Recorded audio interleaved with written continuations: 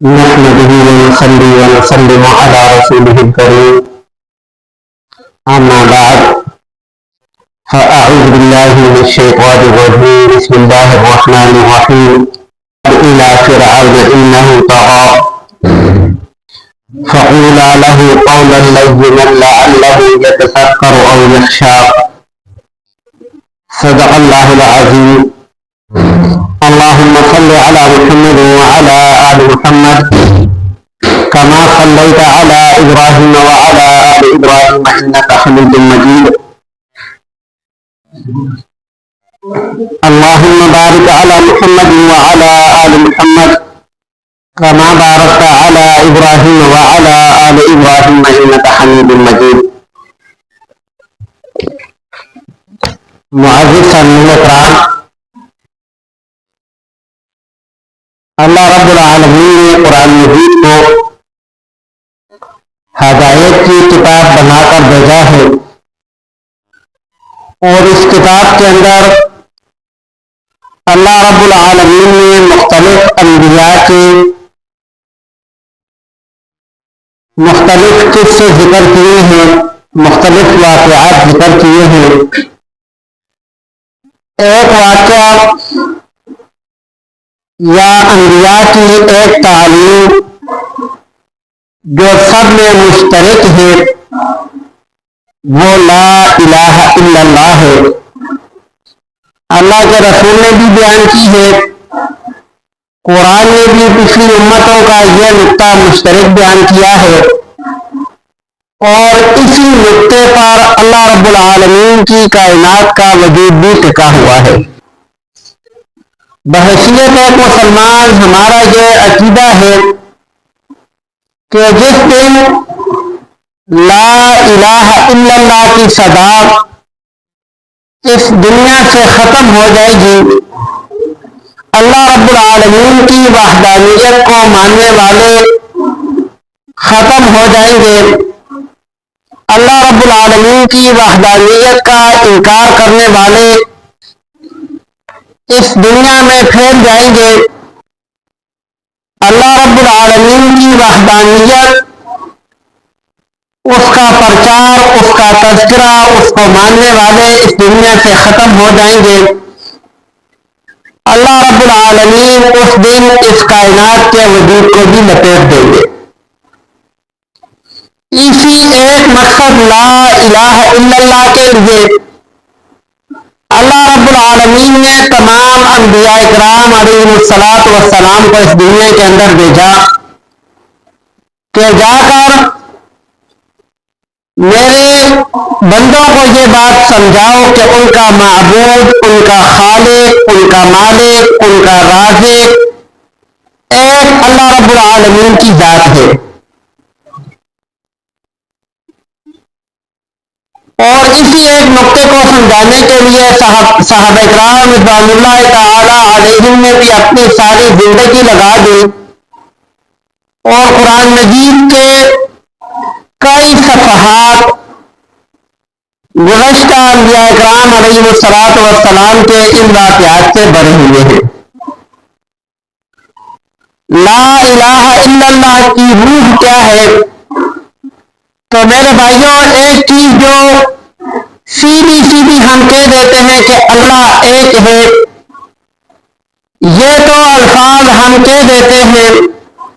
لیکن اس کے بعد اللہ رب العالمین کو ہم بھول جاتے ہیں. جب رزق کی باری آتی ہے تو قرآن کہتا ہے ان اللہ هو الرزاق ذو القوة المتین، اللہ رب العالمین کی ذات ہی رزاق ہے. لیکن ہمارا ذہن اور ہمارا عمل یہاں آ کر اس بات کو تسلیم کرنے سے انکار کر دیتا ہے، کیونکہ اگر ہم اللہ رب العالمین کی ذات کو رزاق مانتے ہیں تو پھر صبح اٹھ کر سب سے پہلے ہمیں نماز پڑھنی پڑے گی، کیونکہ اللہ نے حکم دیا ہے کہ نماز پڑھو. ہم پہلا حکم اللہ کا صرف اس لیے چھوڑ دیتے ہیں کہ اگر ہم 5 بجے اٹھ گئے، آذان کے ساتھ نماز کے لیے اٹھ گئے، تو ابھی کام پر جانے کے لیے بہت سارا وقت رہتا ہے، تو ہماری نیند پوری نہیں ہوگی، اور جب نیند پوری نہیں ہوگی تو ہم نے سارا دن دوسرے بندے کے ماتحت رہ کر کام کرنا ہے، تو ہم وہ کام کیسے کر پائیں گے؟ یہ ساری سوچ کو ہم اپنے سامنے رکھ کر اپنی نیند پوری کرتے ہیں، اور یہاں پہنچ کر جب اللہ رب العالمین کہتے ہیں ان اللہ هو الرزاق، روزی دینے والی ذات اللہ رب العالمین کی ہے، تو ہم کہتے ہیں کہ نہیں، ہم کام پر ٹھیک ٹائم پر چست ہو کر نہیں جائیں گے تو ہمارا کام کیسے چلے گا؟ اور یہ ہم میں سے 90% سے زیادہ لوگ اپنے عمل سے یہ بات ثابت کرتے ہیں، ان کا عمل اس بات کی گواہی دیتا ہے کہ رزاق اللہ کی ذات نہیں ہے، بلکہ رزاق ہمارا وہ عمل ہے جو ہم صبح نماز کو چھوڑ کر کرتے ہیں۔ حالانکہ جو بندے نماز پڑھتے ہیں وہ بھی کام پر جاتے ہیں، کبھی ان کی بھی شکایت نہیں ہوئی کہ یہ کام صحیح نہیں کرتے، لیکن شیطان نے ایک وسوسہ ڈال دیا ہے، اللہ مالک الملک، اللہ رب العالمین اس کائنات کا بادشاہ ہے، اور اللہ رب العالمین ہر چیز عطا کرنے والا ہے، تمام ضروریات پوری کرنے والا ہے، نفع اور نقصان کا مالک اللہ رب العالمین کی ذات ہے۔ کہنے کو تو ہم زبان سے کہہ دیتے ہیں، لیکن پتہ چلتا ہے جب کسی انسان کا تھوڑا سا معمولی سا نقصان ہوتا ہے۔ اللہ رب العالمین ہر انسان کو نقصان سے محفوظ فرمائے، لیکن جس انسان کا نقصان ہوتا ہے وہ اس نقصان پر پریشان یا دل گرفتہ، یا اس کے چہرے کا رنگ ایسا ہوا ہوتا ہے کہ اب اس نقصان کی بھرپائی کرتے ہوئے کتنا عرصہ لگ جائے گا۔ حالانکہ نقصان بھی اللہ رب العالمین کے حکم سے ہوتا ہے، فائدے کے لیے ہوتا ہے۔ اللہ رب العالمین انسان کو اپنی طرف متوجہ کرنے کے لیے وقتی طور پر معمولی سا جھٹکا دیتے ہیں کہ اس کو اپنی طاقت پر گمان نہ رہے، اس کو اپنے ہنر پر گمان نہ رہے، انسان میری ذات کے ساتھ وابستہ رہے، اس ایک مقصد کے لیے اللہ رب العالمین وقتی طور پر اگر تھوڑی سی پریشانی انسان کو دیتے ہیں تو پھر انسان کا حال دیکھنے والا ہوتا ہے۔ یہی انسان جو زبان سے کہتا ہے کہ نفع کا مالک بھی اللہ ہے، نقصان کا مالک بھی اللہ ہے، اگر یہ نفع پر خوش ہوتا ہے اور نقصان پر اس کا منہ لٹک جاتا ہے تو اس کا مطلب ہے یہ بات اس کے دل میں نہیں ہے، صرف زبان پر ہے۔ نہیں تو ہمارے معاشرے کے اندر ہم دیکھتے ہیں کئی دفعہ اس طرح ہوتا ہے کہ فصل کا نقصان ہو گیا، لیکن جس انسان کی فصل کا نقصان ہوتا ہے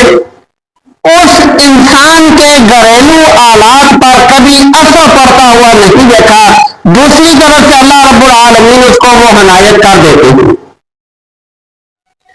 کتنی دفعہ ایسا ہوتا ہے کہ مال مویشی کا نقصان ہو جاتا ہے، مال مویشی گم ہو جاتا ہے، مر جاتا ہے، بیمار ہو جاتا ہے، لیکن کبھی بھی ایسے نہیں ہوا کہ مال مویشی ہلاک ہونے کی وجہ سے کسی کے گھر میں فاقہ آ جائے، کسی کو رات کا کھانا نصیب نہ ہو، یا کبھی ایسے بھی نہیں دیکھا کہ کسی انسان کے 2-4 مویشی ہلاک ہوئے ہوں اور اس انسان کی زندگی بدل گئی ہو، یا اس انسان نے اپنے بچوں کا خرچہ کم کر دیا ہو، سکول بدل دیا ہو کہ میرا نقصان ہوا ہے تو تو اس سکون کی اب میں فیس نہیں دے سکتا، لباس بدل دیا ہو یا اپنے بچے کو جو موٹر سائیکل لے کر دیا تھا وہ اس سے لے لیا ہو کہ نقصان ہو گیا ہے، پیٹرول کا خرچہ نہیں دے سکتا، نقصان اپنی آنکھوں سے دیکھتے ہیں لاکھوں کا ہوتا ہے، لیکن اللہ رب العالمین ایسے اسباب پیدا کر دیتے ہیں کہ انسان دوسرے دن ویسے ہی روٹین کی لائف، اپنی روٹین کی زندگی جی رہا ہوتا ہے، اس نقصان کا ازالہ اللہ رب العالمین کر دیتے ہیں، صرف انسان کے دل میں ایک کلک رہ جاتی ہے کہ فلاں نقصان ہوا ہے۔ تو میں لا الہ الا اللہ کا مقصد سمجھا رہا تھا کہ اللہ رب العالمین نے تمام انبیاء اکرام علیہم الصلوۃ والسلام کو لا الہ الا اللہ دے کر بھیجا ہے کہ جاؤ میرے بندوں سے کہہ دو کہ اس کائنات کا مالک میں ہوں، تم میری عبادت کرو، مجھے اپنا معبود مانو، میرے سامنے سجدہ ریز ہو جاؤ، میرے احکام کو بجا لاؤ، میرے نبی کے طریقوں کو بجا لاؤ، اللہ رب العالمین کسی چیز کا محتاج نہیں چھوڑیں گے۔ اور اللہ رب العالمین چھوڑتے بھی نہیں ہیں۔ آپ اپنے معاشرے کے اندر اگر دیکھیں تو جو انسان جتنا کما رہا ہے وہ اتنا خرچ کر رہا ہے۔ اگر کوئی مہینے کا 2 لاکھ کما رہا ہے تو اس کے گھر کے اخراجات 2 لاکھ روپے ہیں، اور اگر کوئی مہینے کا 20,000 روپے کما رہا ہے تو اس کے اخراجات صرف 20,000 روپے ہیں۔ 2 لاکھ خرچ کرنے والا بھی ٹائم پہ وہی روٹی کھاتا ہے گندم کی، اور 20,000 روپے خرچ کرنے والا بھی ٹائم پر وہی گندم کی روٹی کھاتا ہے۔ اور مشاہدے کی بات ہے 20,000 والا خوشحال ہوتا ہے، اس کے چہرے پر مسکراہٹ ہوتی ہے، اس کے چہرے پر تھکان نہیں ہوتی، اس کو کوئی بیماری لاحق نہیں ہوتی۔ 2 لاکھ والا پریشان بھی ہوتا ہے، اس کا چہرہ بھی لٹکا ہوا ہوتا ہے اور کسی نہ کسی بیماری میں مبتلا بھی نظر آتا ہے۔ تو اللہ رب العالمین لا الہ الا اللہ عملی طور پر سمجھا رہے ہیں کہ دنیا کا نظام اللہ رب العالمین کے ہاتھ میں ہے۔ اللہ رب العالمین جسے چاہتے ہیں خوشحال رکھتے ہیں، جسے چاہتے ہیں صحت مند رکھتے ہیں، جسے چاہتے ہیں خوش رکھتے ہیں۔ یہ اللہ کے اختیار میں ہے، انسان کے اختیار میں نہیں ہے۔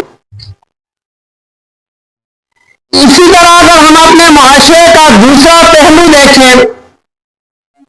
اللہ رب العالمین اگر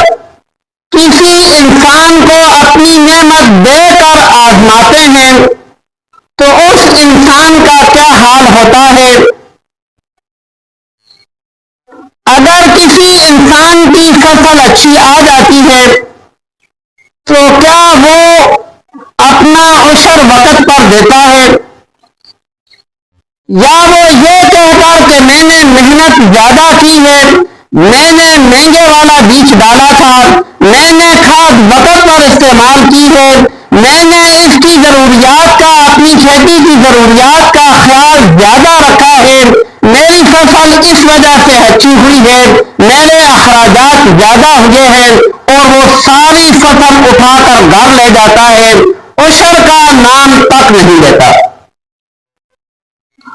تو میرے بھائی تو نے جتنی محنت کی ہے تو یہ جو جسم تو نے جس کے ساتھ اتنی محنت کی ہے یہ تجھے کس نے دیا ہے؟ یہ جوانی، یہ ہاتھ، یہ کان، یہ ناک، یہ آنکھیں، یہ کس نے دی ہے؟ جس اللہ نے اتنا نوازا ہے اس اللہ کا حکم ہے کہ وَآتُوا حَقَّهُ يَوْمَ حَصَادِهِ، کہ فصل کاٹنے والے دن ہی عشر ادا کیا کرو۔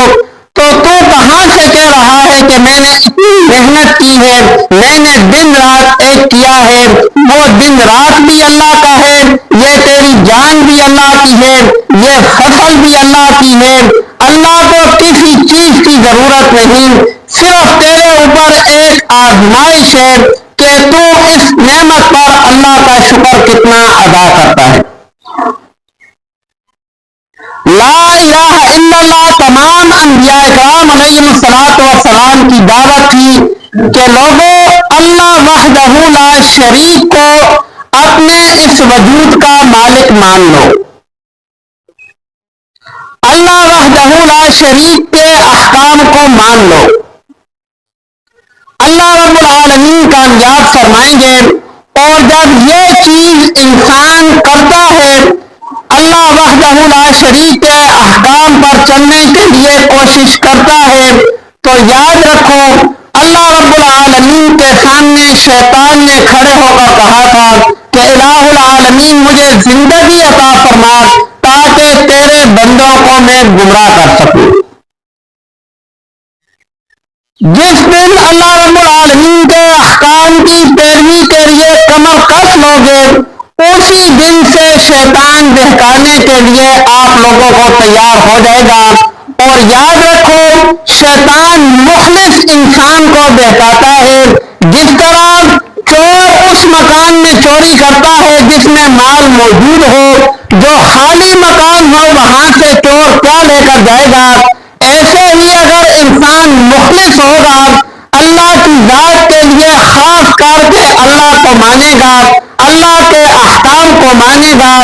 اسی کو شیطان بہکائے گا، جو دکھاوے کے لیے کرے گا، نمود و نمائش کے لیے کرے گا۔ وہ شیطان پہلے سے جانتا ہے کہ اس کا یہ عمل اللہ کے لیے نہیں ہے، یہ تو پہلے ہی میرے کہنے پر دکھاوے پر آ چکا ہے۔ تو جس دن اللہ کی رضا کے لیے نیکی کا کام کرنے لگو گے، مختلف طرح کے وسوسے شیطان تمہارے دل میں ڈالنا شروع کر دے گا۔ اور اتنی بات یاد رکھو، اللہ رب العالمین نے شیطان کو اختیار صرف وسوسہ ڈالنے کا دیا ہے، تمہیں مجبور کرنے کا نہیں دیا۔ کوئی بھی غلط کام اگر تم لوگ کرو گے تو اپنے اختیار سے کرو گے، اور اس کا جواب دہ تمہیں خود ہونا پڑے گا۔ شیطان تمہاری جگہ جواب نہیں دے گا، شیطان نے صرف وسوسہ ڈالا تھا۔ شیطان صرف انسان کے دل میں ایک وسوسہ ڈال کے وہ سائڈ میں ہو جاتا ہے، پھر شیطان کے چیلے چپاٹے چاہے انسان کی صورت میں ہو، دوستوں کی صورت میں ہو، رشتہ داروں کی صورت میں ہو، کسی صورت میں بھی آ کے آپ کو انجام تک لے جائیں گے، لیکن پہلا کام شیطان دل میں وسوسہ ڈال دے گا، اور اس نے بنیاد کھوکھلی کر دی۔ اگر شیطان کے کہنے پر تمہاری نیت ڈگمگا گئی تو پھر کوئی بھی تمہیں راہ راست سے ہٹا سکتا ہے۔ اور اگر شیطان کے بہکاوے میں نہیں آئے، شیطان کے بہکانے سے تمہاری نیت خراب نہیں ہوئی، تم اپنے ارادے پر مضبوط رہے، تو پھر دنیا کی کوئی طاقت بھی تمہیں اللہ کا حکم ماننے سے نہیں روک سکتی۔ اللہ رب العالمین کی مدد تمہارے ساتھ رہے گی۔ تو اس لیے لا الہ الا اللہ، اس کا مطلب پہچانو،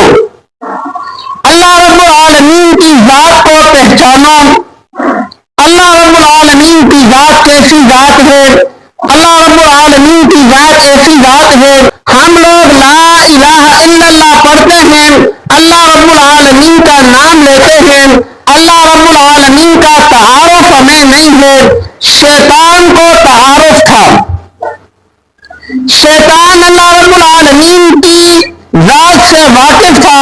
اس لیے جس وقت اللہ رب العالمین نے اس سے کہا فاخرج منہا فانک رجیم وان علیک لعنتی الی یوم الدین، کہ نکل جا میری جنت سے، میرے سامنے سے نکل جا، تو مردود ہے، تجھ پر لعنت ہے۔ تو شیطان یہ بات سمجھتا تھا کہ اللہ رب العالمین لعنت بھی کر رہے ہیں، نکال بھی رہے ہیں، غصہ بھی کر رہے ہیں، لیکن وہ یہ بات سمجھتا تھا کہ عطا بھی اللہ رب العالمین ہی کریں گے۔ چنانچہ ایسے غصے کی کیفیت میں بھی اس نے اللہ رب العالمین سے فوراً دعا کی کہ الہ العالمین فَأَنْظِرْنِي إِلَىٰ يَوْمِ يُبْعَثُونَ، مجھے قیامت تک کے لیے زندگی دے دے۔ اللہ رب العالمین دھتکار رہے ہیں، شیطان کہتا ہے الہ العالمین مجھے قیامت تک کے لیے زندگی دے دے۔ شیطان پہچان گیا تھا کہ اللہ کی ذات وہ ذات ہے، غصہ اپنی جگہ، لیکن خزانہ الہ العالمین کی ذات پہ ہی ہے، دینے والا اللہ رب العالمین ہی ہے۔ فوراً اس نے اللہ سے زندگی مانگ لی، اور ہم لوگ اللہ سے ہٹ کر اور جگہ در بدر بھٹکنے لگ جاتے ہیں،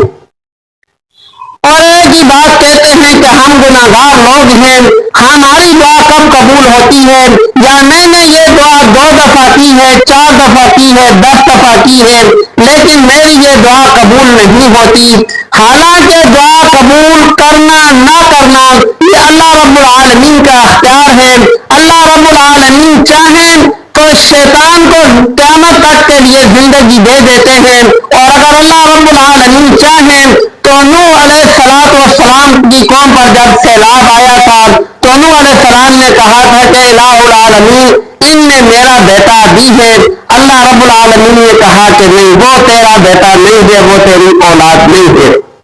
اگر نہ